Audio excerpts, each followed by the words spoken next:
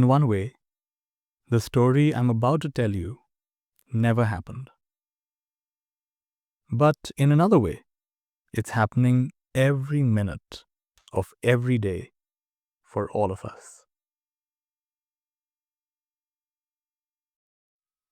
I was brought up in a family that, for as far back as I can remember, shared the belief that any time a bus came by, we had to get on it and ride it to wherever it was going. We didn't know that we believed that. It was simply a way of life for us that we never questioned.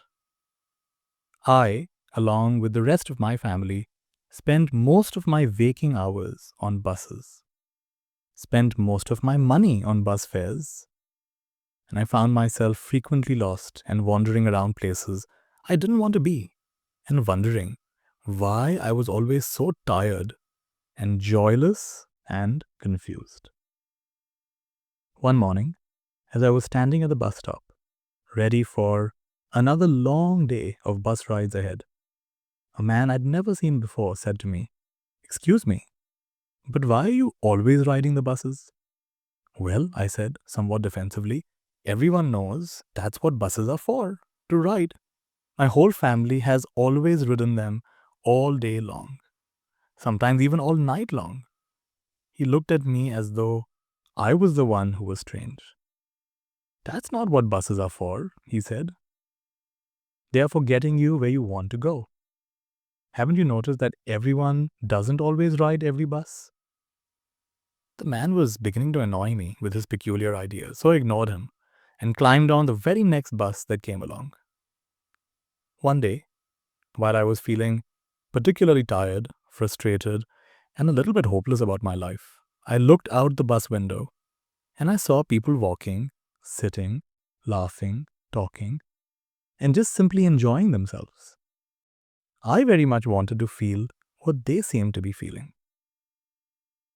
I decided to see what would happen if I, just once, let the bus go by without getting on it.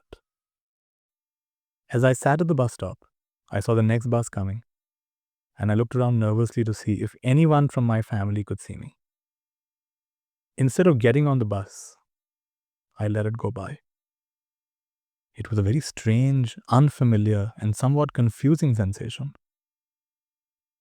Then another bus came by, and another, and I just let them go by.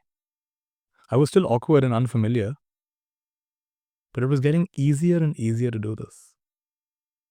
Soon, I noticed that I still had the money I would have spent on those buses, and I hadn't gotten lost all day. In fact, the more buses I didn't get onto, the more energy I had. Then along came a bus that was on its way to where I wanted to go. So I jumped on. I got off at my destination, and all of a sudden, I knew that the stranger at the bus stop had been right. Buses are just there to help me get where I want to go. And I don't have to ride the ones that will get me lost or take me to places I don't want to be. There was nothing wrong with me, or even with buses. I had just believed something that turned out to be untrue.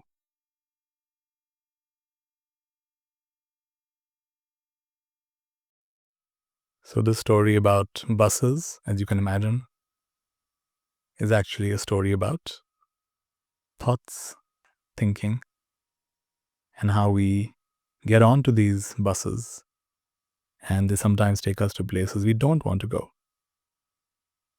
And what this person has learned in this story is how they don't necessarily have to ride the buses that are getting them lost or taking them to places they really don't want to be.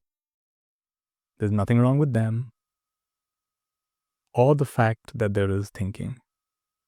They just don't have to believe everything that they think. They don't have to ride every bus that appears.